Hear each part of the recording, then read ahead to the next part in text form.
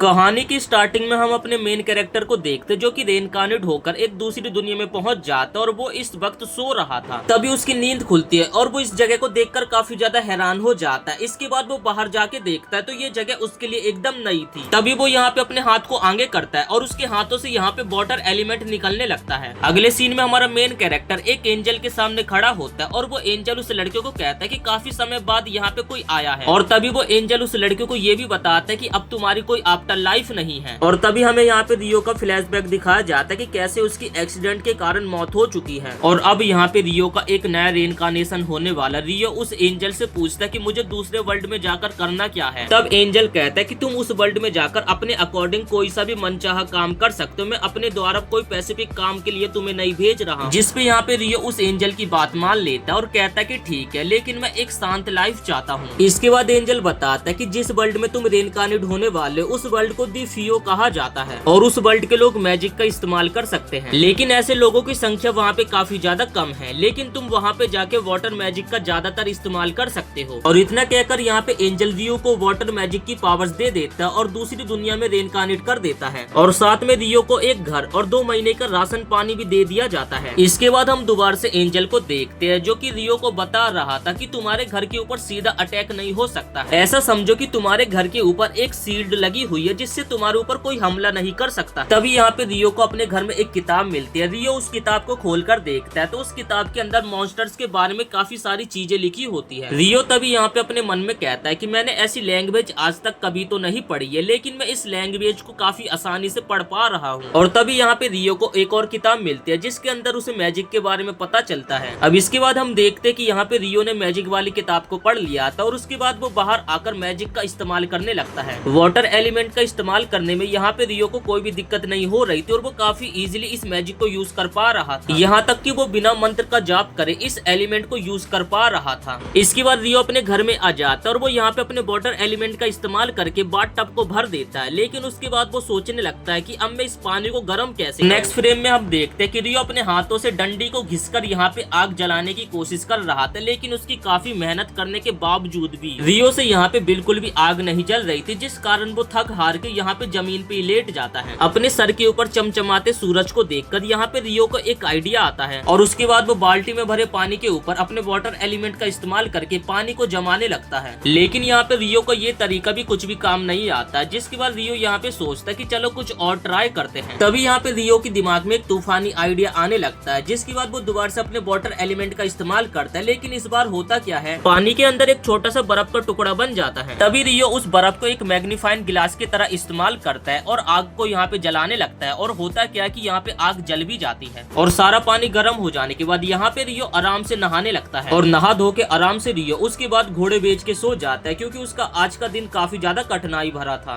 अगले सुबह रियो ठूस ठूस के खाना खा रहा था और वो तभी यहाँ पे एंजल की बातें सोचने लगता है कि एंजल ने उसे कहा था कि उसके पास बस 2 महीने का राशन है और राशन खत्म हो जाने के बाद उसके बाद रियो को खुद ही हंटिंग पे जाना होगा। रियो ये सोच सोच के परेशान हो रहा होता है कि उसे हंटिंग करने के लिए इस बैरियर से बाहर जाना पड़ेगा और बाहर जाने पर उसका खूंखार मॉन्स्टर से भी सामना हो सकता है। लेकिन उनसे फाइट करने के लिए यहाँ पर उसके पास बस एक नाइफ है और उसके अलावा बस 2 किताबें हैं। खाना खाने के बाद रियो बाहर आ जाता और वो अपने वाटर एलिमेंट का इस्तेमाल करते हुए अटैक करने के तरीके सीख रहा था और यहाँ पर उसका ये अटैक थोड़ा सा काम भी आता है, लेकिन इसकी स्पीड काफी ज्यादा धीमी होती है और काफी ज्यादा कमजोर अटैक था, जिस कारण यहाँ पे रियो निराश हो जाता है। इसके बाद रियो इस्तेमाल करता है यहाँ पे दोबारा से अपने वाटर जेट अटैक का, लेकिन इसकी स्पीड भी ज्यादा दूर नहीं जाती है और वो बीच में रुक जाती है और ये देखकर यहाँ पे रियो दोबारा से काफी ज्यादा निराश हो जाता है। इसके बाद हम देखते हैं कि रियो दोबारा से एंजल के सामने आ जाता और यहाँ पे रियो एंजल से पूछने लगता है कि क्या आप बता सकते हैं कि मैं इस मैजिक का कैसे इस्तेमाल कर सकता हूँ। तब यहाँ पे एंजल रियो को बताने लगता है कि मैजिक इस्तेमाल करने का सिंपल से बस एक फंडा है कि तुम्हें अपने माइंड में मैजिक को सोचना होगा। जितनी स्ट्रॉन्ग तुम्हारी इमेजिनेशन होगी उतना ही अच्छा तुम मैजिक को यूज कर पाओगे। इसके बाद हम रियो को देखते जो कि घंटों से प्रैक्टिस कर रहा था और इतनी ज्यादा प्रैक्टिस करने के कारण उसके मैजिक में भी काफी ज्यादा इम्प्रूवमेंट आने लगती है और साथ ही उसने अटैक करने के काफी सारे टेक्निक सीख लिए और उसके अलावा उसने ठंडे पानी को गर्म करने का तरीका भी सीख लिया है। इसके बाद हम रियो को देखते जो कि आसमान में यहाँ पे आइस मैजिक इस्तेमाल करने की कोशिश कर रहा था, लेकिन इस अटैक को इस्तेमाल करके भी वो बिल्कुल भी खुश नहीं था, क्योंकि ये जो रियो के आइसिंग अटैक थे वो काफी ज्यादा स्लो थे। तभी रियो अपने मन में सोचता कि शायद से इन अटैक्स को यूज करते समय उसने कुछ गलती करी हो, लेकिन देखते ही देखते यहाँ पे रियो काफी घंटों की मेहनत के कारण अपनी सारी स्किल स्किल्स को एकदम मास्टर कर लेता है, लेकिन ऐसा करने के कारण वो काफी ज्यादा थक जाता है। इतनी कठिन प्रैक्टिस करने के बाद भी रियो यहाँ पे मानता नहीं है। अगले दिन वो दोबारा से प्रैक्टिस करने के लिए बाहर आता है, लेकिन उसके जो ये आइस अटैक थे वो काफी ज्यादा अभी भी स्लो थे। तब यहाँ पे रियो के दिमाग में एक आइडिया आता है और वो अपने लिए यहाँ पे एक जुगाड़ू भाला बना लेता है। इसके बाद रियो अपने घर से काफी दूर जंगल में पहुंच जाता है और उसके बाद तभी वो एक झरने के पास आ जाता है और तभी उसे यहाँ पे एक व्हाइट रंग की चीज दिखती है जिसे अपने भाले के साथ घिसकर वो आग जलाने का काम कर सकता है। अब इससे यहाँ पे रियो का एक काम तो हो चुका है कि उसे आग जलाने के लिए अब सूरज के ऊपर निर्भर नहीं रहना पड़ेगा। अब रियो यहाँ पे शिकार करने के लिए दोबारा से जंगल में भटकने लगता है। तभी रियो नोटिस करता है कि उसके पीछे कोई है और ये एक जंगली सुअर होता है जो कि देखकर काफी ज्यादा गुस्से में लग रहा था और वो रियो के ऊपर अचानक से तेजी में हमला कर देता है। और उस जंगली सुअर को देखकर यहाँ पे रियो की काफी ज्यादा फटने लगती है और उसे वो समय याद आने लगता है कि कैसे एक ट्रक से टकराने के कारण उसकी मौत हो गई थी। सुअर रियो के ऊपर हमला कर रहा था। तभी रियो एक लंबी जंप मारता है और उस सुअर के हमले से बच जाता है। तभी यहाँ पे रियो अपने मन में सोचता है कि मैं इस तरीके से हाथ पे हाथ धरे नहीं बैठ सकता, ये एक मैजिकल दुनिया है और मैं यहाँ पे कुछ भी कर सकता हूँ। और तभी यहाँ पे रियो आइस मैजिक का इस्तेमाल करता है जिससे वो पूरी जमीन को जमा देता है और जब सुअर उसकी तरफ भागता हुआ आ रहा था तो यहाँ पे सुअर फिसल जाता है और सुअर के सामने यहाँ पे रियो ने आइस के कांटे बना दिए थे, जिस कारण जब सुअर उसके पास फिसलते हुआ आ रहा था तभी सुअर उससे टकरा जाता है और जिस कारण यहाँ पे सुअर की चटनी बन जाती है। अब नेक्स्ट फ्रेम में रियो अपने घर आ जाता है और वो यहाँ पे उसी मैजिकल बुक को पढ़ रहा होता है। तभी यहाँ पे रियो को ड्रैगन्स के बारे में थोड़ी नॉलेज मिलती है जिसमें लिखा होता है कि ड्रैगन्स काफी ज्यादा खतरनाक होते हैं और वो काफी ज्यादा स्ट्रॉन्ग होते हैं और अगर ड्रैगन चाहे तो वो अकेले एक पूरी सिटी को भी तबाह कर सकते हैं। इसलिए यहाँ पर बुक का कहना है कि अगर तुम्हारे सामने कभी ड्रैगन आए तो तुम वहाँ से धूम दबा के भाग जाना। तभी यहाँ पे रियो एक और पेज को पलटाता है तो यहाँ पे उसे एक और एंजल के बारे में थोड़ी बहुत नॉलेज मिलती है जिसका नाम होता है आगुमा और ये एक फॉलिंग एंजल है। और जब रियो उसके बारे में पढ़ता है तो उसे पता चलता है कि ये एंजल तो काफी ज्यादा खतरनाक है, लेकिन उसके बारे में ज्यादा कुछ नॉलेज इस बुक में लिखी नहीं होती है। लेकिन उस बुक में ये बात साफ साफ लिखी होती है, जब ये एंजल तुम्हारे सामने कभी आया तो वो तुम्हारी जिंदगी का आखिरी दिन होगा। अब नेक्स्ट सीन में यहाँ पे रियो अपने सारे कपड़े उतारकर जंगल में एक टार्जन बन के घूम रहा होते तभी उसके ऊपर एक जंगली पंछी हमला कर देता है। लेकिन यहाँ पे रियो उस जंगली पंछी से बड़ी मुश्किल से अपनी जान बचाते हुए भाग रहा था और वो अपने पीछे काफी सारी शील्ड बना रहा था। ये पंछी रियो को मारने के लिए उसके ऊपर काफी तेजी से एयर स्लैश के हमले कर रहा था और यहाँ पे रियो समझ जाता है कि उसके पास भागने के अलावा और कोई दूसरा चारा नहीं है, जिसके बाद रियो थोड़ी दूरी तक भागता है और तभी रियो एक जगह पे रुक जाता और उसके बाद वो उस पंछी के ऊपर अपने वाटर स्लैश से हमले कर देता है। लेकिन वो पंछी भी काफी ज्यादा तेज था जो कि सभी हमलों से बच जाता है और उसके बाद वो पंछी काफी तेजी से रियो की तरफ बढ़ने लगते हैं। लेकिन यहाँ पे रियो भी काफी ज्यादा तेज था जो कि अपने ऊपर एक आइस की शील्ड बना लेता है और यहाँ पर उस शील्ड से टकराकर यहाँ पे उस पंछी के तोते उड़ जाते, लेकिन वो तब भी यहाँ पे हार नहीं मानता है और उस अटैक से उस चिड़िया की हालत भी काफी ज्यादा खराब हो जाती है। और दूसरी तरफ रियो भी समझ जाते कि अब वो लड़ने की हालत में नहीं है और जिसके बाद वो चिड़िया यहाँ से धूम दबा के भाग जाते और यहाँ पे रियो राहत की सांस लेता है। इसके बाद अपना बंदा घर की तरफ जाने लगता है, लेकिन ये बंदा तो यहाँ पे अपने घर का ही रास्ता भूल जाता है कि आखिर इसे किस दिशा में जाना है। और तभी यहाँ पे रियो के सामने एक सरकटा आ जाता है जिसे देखकर यहाँ पे रियो की तो काफी ज्यादा फट जाती है और इसके बाद रियो की जिंदगी में खतरे पे खतरे आने लगते। यहाँ पे रियो एक मुसीबत से बचता है तो उसके सामने दूसरी मुसीबत आ जाती है। लेकिन इन सारी चीजों का एक फायदा था, इतने सारे मॉन्स्टर से लड़ने के कारण यहाँ पे रियो अपनी सारी स्किल्स में एकदम बेहतर बनते जा रहा था। रियो ने मछली पकड़ना सीख लिया और उसके बाद वो समुद्र के अंदर जाता है जहाँ पर उसकी एक जायंट ऑक्टोपस से मुलाकात होती है और यहाँ पर रियो ऑक्टोपस से भी फाइट करके बड़ी इजीली बच जाता है और यहाँ पर रियो की वाटर जेट अटैकिंग स्किल भी काफी ज्यादा बेहतर हो गई थी जिससे वो यहाँ पे एक पत्थर के 2 टुकड़े कर देता है। अगले सीन में रियो जिस सरकटे को देखकर उसकी लास्ट टाइम फट गई थी, लेकिन इस बार वो उससे 2-2 हाथ करने के लिए उसके सामने आ जाता है। इसके बाद हम देखते हैं कि उस सरकटे से यहाँ पे रियो भिड़ जाता है और यहाँ पे रियो की काफी ज्यादा हालत खराब होने लगती है उस सरकटे से फाइट करने में। यहाँ तक कि वो सरकटा काफी इजीली यहाँ पे रियो के सभी आइस अटैक को तोड़ रहा था। रियो की यहाँ पे लड़ते लड़ते काफी ज्यादा हालत खराब हो जाती है और वो थक हार के जमीन पे लेट जाता है और वो अपने मन में सोचता है कि मुझे नहीं लगता कि मैं कभी भी इससे जीत पाऊंगा। और तभी हमें पता चलता कि रियो हर रात इस नाइट के पास आता है ऐसा सोचकर कि वो उसे स्ट्रॉन्ग बनाने में उसकी मदद कर सकता है। और आज तक उस सरकटे ने ना ही रियो को मारने की कोशिश कर रही है और ना ही कोई नुकसान पहुंचाया है। इसके बाद हम देखते कि वो सरकटा यहाँ पे रियो को अपनी शॉट थमा देता है और उसके बाद वो कहीं गायब हो जाता है। इसके बाद हम दोबारा से उसी पंछी को देखते हैं जिसे लास्ट टाइम रियो ने हरा दिया था और वो इस बार रियो को जान से मारने के लिए आया था। तभी वो पंछी अपने विंड का इस्तेमाल करके यहाँ पे रियो के ऊपर हमला कर देता है, लेकिन यहाँ पे रियो अपने सामने 5 शील्ड बना देता है जिससे उसकी विंड यहाँ पे रियो की शील्ड से टकरा जाती है।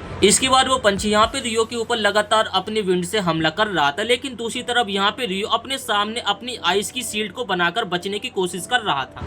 तभी यहाँ पे रियो अपने सामने काफी सारी शील्ड्स को लगा देता है, लेकिन जैसे वो पंछी यहाँ पे एक दहाड़ मारता है तो उसकी दहाड़ से रियो के सामने जितनी भी शील्ड्स लगी होती है सारी शील्ड्स एकदम चकनाचूर हो जाती है और ये देखकर रियो काफी ज्यादा हैरान हो जाता है। इसके बाद वो पंछी रियो के ऊपर एक लाइटनिंग का भी अटैक करता है, लेकिन उस अटैक से यहाँ पे रियो काफी मुश्किल से बचता है। देखते ही देखते ये फाइट एक नया रूप ले लेती है और यहाँ पे वो पंछी रियो के ऊपर भारी भी पड़ने लगा था। तभी वो पंछी दोबारा से काफी तेजी में रियो के ऊपर हमला करने के लिए आगे आ रहा था, लेकिन इस बार रियो भी एकदम तैयार था। रियो अपनी तलवार को लेता है और उस पंछी के अंदर घुसा देता है, जिस कारण उस पंछी का यहाँ पे काम 25 हो जाता है। लेकिन उस पंछी को मारने के कारण रियो को थोड़ा सा यहाँ पे बुरा लगता है, जिस कारण वो अपनी तलवार को उसके अंदर से निकाल लेता है और ऐसा करने के लिए रियो उस पंछी से माफी भी मांगता है। उसके बाद वो यहाँ से चला जाता है। तभी रियो के सामने यहाँ पे एक खतरनाक से ड्रैगन आ जाता है, जिसे देखकर यहाँ पे रियो काफी ज्यादा हैरान हो जाता है। और रियो ने लास्ट टाइम बुक में ये पढ़ा था कि अगर उसके सामने कभी ड्रैगन आ जाए तो उसकी सलामती इसमें है कि वो वहां से धूम दबा के भाग जाए। लेकिन यहाँ पे ये ड्रैगन रियो के सामने खड़ा हो जाता और अपनी टेलीपैथी का इस्तेमाल करके रियो से बात करने लगता है। ड्रैगन तभी रियो से एक सवाल पूछता है कि क्या तुम ऐसे वॉक से मिले हो जो कि अभी कुछ समय पहले इवॉल्व हुआ हो। तभी रियो कहता है कि हाँ, मैं ऐसे वॉक से तो मिला था, लेकिन उसकी मेरी किसी कारणवश लड़ाई हो गई थी, जिस कारण मैंने उसे जान से मार दिया, तो उसके लिए मुझे माफ कर दो। ये सुनकर यहाँ पे ड्रैगन काफी ज्यादा हैरान हो जाता और उसके बाद वो रियो की तारीफ करने लगता है कि तुम तो सच में काफी ज्यादा कमाल के लड़के हो। और तभी ड्रैगन की नजर रियो के हाथ में मौजूद वेपन के ऊपर पड़ती है और जैसे वो उसे गौर से देखता है तो ड्रैगन देखकर काफी ज्यादा हैरान हो जाता है और उसके बाद रियो को बताता है ये तो फेरी किंग का वेपन है। अगर उन्होंने ये तुम्हें वेपन दिया तो इसका मतलब ये है कि वो तुम्हारे ऊपर ट्रस्ट करते हैं। इसके बाद ये दोनों यहाँ पे गप्पे मारते रहते हैं और इन्हें गप्पे मारते हुए सुबह से शाम बीत जाती है। इसके बाद तभी रियो ड्रैगन से उसका नाम पूछता है, जिसपे ड्रैगन उसे बताता है कि मेरा नाम है लीविन। और एक दूसरे को इंट्रोडक्शन देने के बाद वो ड्रैगन यहाँ से उड़नछू हो जाता और रियो अपने मन में सोचता कि आज का दिन उसका काफी ज्यादा मजेदार रहा। उसने कभी नहीं सोचा था कि उसकी कभी किसी ड्रैगन से इस तरीके से बात भी हो सकती है। दूसरी तरह हम एंजल को देखते जो कि यहाँ पे रियो के टेक्स्ट को चेक कर रहे होते हैं और वो एंजल देख के काफी ज्यादा हैरान हो जाते क्योंकि उन्होंने बिल्कुल भी नहीं सोचा था कि इस लड़के के पास पहले से भी एक एबिलिटी है। और एंजल बताने लगते कि ऐसा एक बार पहले हुआ था जो कि 10,000 साल पहले हुआ था, जब मैंने एक लड़की को दूसरे वर्ल्ड में रेनकार्नेट किया था।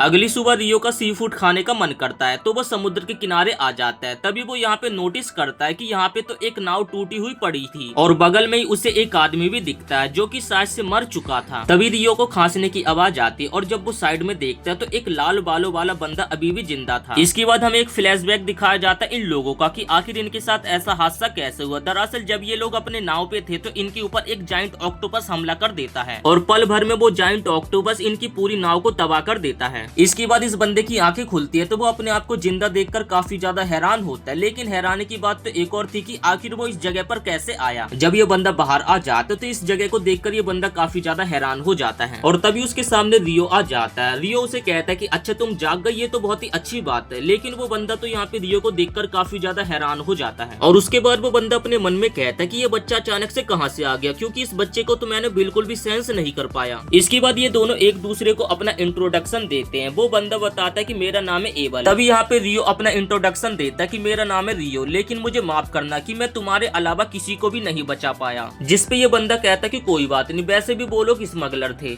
इसके बाद ये दोनों रियो के घर में आ जाते हैं और साथ में खाना खाने लगते हैं क्योंकि यहाँ पे एबल को बहुत जोर की भूख लगी हुई थी। तभी एबल नोटिस करता है कि रियो के पास बस एक जोड़ी कपड़े हैं और वो ये देखकर काफी ज्यादा यहाँ पे हैरान हो जाता है। जिसपे रियो उस बंदे को बताने लगता है कि दरअसल ये एक ऐसी जगह है जहाँ पर मैं एकदम अकेला हूँ और यहाँ पे दूर दूर तक किसी इंसान का नामो निशान नहीं है, इसी कारण मैं इस तरीके से रहता हूँ। एबल तो ये सुन के काफी ज्यादा हैरान हो जाते कि ऐसी जगह पे ये बच्चा एकदम अकेला रहता है। इसके बाद रियो उस बंदे को बताते कि वैसे मैं एक वाटर मेज हूँ और उसके बाद वो अपनी शक्ति का एक नमूना उसे दिखाता है। तब वो बंदा ये देखकर काफी ज्यादा हैरान हो जाता है और वो कहते कि क्या सच में तुम मैजिक यूज कर सकते हो। यहाँ तक कि सेंट्रल प्रो ब्रांच में भी कुछ गिने चुने लोग ही मैजिक का इस्तेमाल कर सकते हैं। लेकिन यहाँ पे रियो अपनी ज्यादा बड़ाई नहीं करता है और कहता है कि मुझे ठीक से मैजिक इस्तेमाल नहीं करना आता है। इसके बाद एबल रियो को कहता है कि क्या तुम मेरा एक काम कर सकते हो, क्या तुम मुझे उसी जगह पे ले जा सकते हो जहाँ पर हम पहली बार मिले थे। इसके बाद वो दोनों जंगल के रास्ते से जाने लगते हैं। जाते समय रास्ते में एबल रियो से पूछने लगता है क्या तुम मैजिक इस्तेमाल करते समय किसी डंडी का इस्तेमाल नहीं करते। तब यहाँ पे रियो कहने लगता है कि अरे यार, अगर मेरे पास कोई डंडी होती तभी तो मैं उसका इस्तेमाल करता। इसके बाद एबल रियो को कहता है कि अब तुम मेरे पीछे रहो, अगर हमारे सामने कोई मॉन्स्टर आएगा तो मैं उसे संभाल लूंगा। जिसपे रियो उसे कहता है कि मैं ऐसा नहीं कर सकता, अगर कोई कोई मॉन्स्टर हम दोनों के सामने आएगा तो हम दोनों उसे साथ में संभालेंगे। जिसके बाद एवल रियो को कहता है कि तुम नहीं समझ रहे हो, अगर तुम इसी तरीके से बार बार मेरी मदद करोगे तो मेरी रेपुटेशन का क्या होगा। इसके बाद ये लोग उसी जगह पे पहुंच जाते, लेकिन यहाँ पे एवल देखता है कि उसके साथ के लोग यहाँ से गायब होते हैं। एवल दरअसल रियो को यहाँ पे साथ में कुछ ढूंढने के लिए चीज लाया था, लेकिन वो चीज उसे यहाँ पे नहीं मिलती है। जिस पे रियो कहता है कि अब तुम क्या करोगे क्योंकि तुम्हें वो चीज तो नहीं मिली। तब एवल कहता है कि अब मैं सोच रहा हूँ कि वापस मैं दोबारा से लूनिया टाउन चले जाऊँ और जाकर मैं अपने दोस्तों को ज्वाइन कर लूं। तब रियो बताता है कि वैसे मुझे वो जगह नहीं पता कि वो जगह कहाँ होगी, लेकिन रियो बोलता है कि वो जगह शायद से नॉर्थ की तरफ होगी तो तुम्हें वहाँ जाना चाहिए। इसके बाद एवल रियो से पूछने लगता है कि वैसे क्या तुम मेरे साथ चलना चाहोगे, एक तरीके से ये तुम्हारे लिए एक जॉब होगी। ये सुनकर रियो हैरान हो जाता है और उसके बाद एवल कहता है कि वैसे भी मुझे वहाँ जाने का रास्ता नहीं पता, तो एक तरीके से तुम मेरी मदद कर दोगे। और ऐसे ही बातों बातों में यहाँ पे एवल रियो को दोस्त कह देता है, जिसके बाद रियो यहाँ पे सोचने लगता है और कहता है कि हम दोनों अब दोस्त बन चुके हैं। और इसके बाद तभी रियो एवल के साथ जाने के लिए हाँ कह देता है। इसके बाद हम रियो को देखते हैं जो कि अपने गार्डन में खड़ा हुआ था और वो चारों तरफ के नजारे को देख रहा था और वो अपने मन में सोचने लगता है कि वो किस तरीके से इस वर्ल्ड में आया था और उसने किस तरीके से इस जगह पे अपनी लाइफ जी। रियो तभी घर में आता है और वो एवल को बोलने लगता है कि मैं लास्ट टाइम किसी को अलविदा बोलकर आता हूँ, जो कि मुझे इसी टाइम रात के समय मिलता है। एवल अपने मन में सोचता है कि मुझे तो लगा था कि ये बंदा यहाँ पे अकेला रहता है, लेकिन इसके साथ कोई और भी है। इसके बाद हम रियो को देखते जो कि उस सरकटे नाइट के पास आ जाता है और रियो यहाँ पे उसे शुक्रिया कर रहा होता है हर एक चीज के लिए जो कि उस नाइट ने रियो के लिए अभी तक करा था। और रियो से ये भी बताता है कि मैं कुछ टाइम के लिए इस जगह से जा रहा हूँ, तो आज की बैटल हमारी लास्ट बैटल होगी। और इसके बाद ये दोनों रोजाना की तरह एक दूसरे से लड़ने लगते, लेकिन यहाँ पे बैटल में दोबारा से रियो की हालत खराब हो जाती है। और इसके बाद वो नाइट यहाँ से जाने लगता है, लेकिन रियो उसे हर एक चीज के लिए दोबारा से शुक्रिया कहता है कि जो भी उस नाइट ने उसके लिए अभी तक किया। जाने से पहले वो नाइट रियो को एक चमचमाता हुआ कोट देता उनकी दोस्ती के नाम पे। रियो उस नाइट को शुक्रिया कहता है और बोलता है कि मैं इसे जरूर पहनूंगा। इसके बाद हम एवल और रियो को देखते जो कि दोनों यहाँ से जाने के लिए तैयार हो जाते हैं, लेकिन लास्ट टाइम जाने से पहले रियो अपने घर की तरफ देखता है क्योंकि इस घर से उसकी काफी सारी यादें थी। लेकिन जब ये दोनों यहाँ से शांति से जा रहे होते तभी इन दोनों के सामने यहाँ पे एक जंगली सुअर आ जाता है जो कि इनके ऊपर हमला भी कर देता है। लेकिन एवल यहाँ पे अपनी कॉम्बैट स्किल का इस्तेमाल करते एक ही हमले में उस सुअर को मार गिराता है। तभी रियो ये देखकर हैरान हो जाता है और वो कहता है कि अच्छा ये कॉम्बैट स्किल है, लेकिन इसे यूज कैसे करते हैं। तभी एवल बताने लगता है कि कॉम्बैट स्किल एक ऐसी स्किल होती है जो कि स्वॉर्ड्समैन ज्यादातर इस्तेमाल कर पाते हैं, लेकिन तुम एक मैजिशियन हो तो शायद से तुम्हें इस स्किल के बारे में पता नहीं होगा। इसके बाद वो दोनों अपनी जर्नी को आगे कंटिन्यू करते, तभी उन दोनों को अपने सामने दो लिजार्ड मॉन्स्टर दिखाई देते हैं। एवल रियो को मना करता है कि ये दोनों दिखने में काफी ज्यादा खतरनाक लग रहे हैं, शायद से हमें इनसे फाइट नहीं करना चाहिए। और इस बात पे रियो भी हाँ करता है। तभी रियो यहाँ पे नोटिस करता है कि पानी के अंदर से काफी तेजी से लिजार्ड्स उनके ऊपर हमला करने के लिए आगे बढ़ रहे हैं। और इसके बाद यहाँ पे एवल और रियो यहाँ पे फाइट करने के लिए एकदम चौकन्ने हो जाते हैं। और फिर हम देखते हैं कि यहाँ पे रियो अपने मैजिक का इस्तेमाल करके एक बार में उन सभी लिजार्ड को मार गिराता है। ये देखकर एवल एकदम हैरान और वो कहता है कि ना ही तुमने किसी छड़ी का इस्तेमाल करा और ना ही किसी मंत्र का जाप करा, तो आखिर तुमने ये किया तो किया कैसे।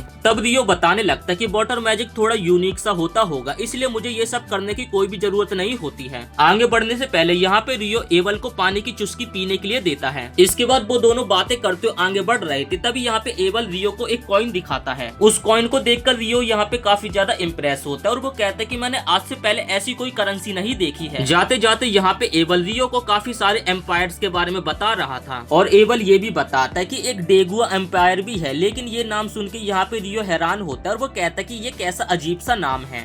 इसके बाद हम देखते कि वो दोनों एक खाली मैदान में आ जाते जहाँ पर अचानक से उनके ऊपर पत्थरों से हमला होने लगता है। तभी एवल रियो को कहता है कि मुझे लगता है कि हम दोनों गलती से रॉक गोलम के इलाके में आ गए हैं। तभी कुछ पत्थर यहाँ पे हवा में उड़ने लगते हैं, जिसके बाद यहाँ पे एवल अपनी कॉम्बैट स्किल का इस्तेमाल करते उन सभी के ऊपर हमला करने के लिए आगे बढ़ जाता है और एक बड़े से चट्टान के ऊपर काफी तेजी से हमला करके उसमें छेद कर देता है। लेकिन यहाँ पे उस चट्टान को कुछ भी नहीं होता, वो धीरे धीरे यहाँ पे अपने आप को रीजनरेट कर लेता है। तभी यहाँ पे रियो एवल को कहता है कि मेरे पास एक तरीका इस गोलम को हराने का। और इसके बाद रियो यहाँ पे 10 लेयर वाली एक शील्ड बनाता है और उसे उस गोलम के ऊपर धर मारता है और जिससे वो गोलम उस लेयर के नीचे दब जाते। लेकिन यहाँ पे ये देखकर एवल काफी ज्यादा हैरान हो जाता और वो कहता है कि आखिर ये तुमने कैसे किया। और इसी तकनीक का इस्तेमाल करते वो लोग देखते देखते सभी गोलम्स को हरा देते। तभी उन लोगों को उस गोलम के अंदर एक मैजिक स्टोन मिलता जो कि काफी ज्यादा चमचमा रहा था और देखकर ऐसा लग रहा था कि इस गोलम ने काफी सारे मॉन्स्टर्स को हराया है। गोलम के मैजिक स्टोन को वो दोनों अपने साथ लेकर आगे बढ़ जाते हैं। तो इसी के साथ हम इस वीडियो को यहीं पे समाप्त करते हैं। वीडियो पसंद आई तो वीडियो को एक लाइक करके चैनल को सब्सक्राइब जरूर से कर देना।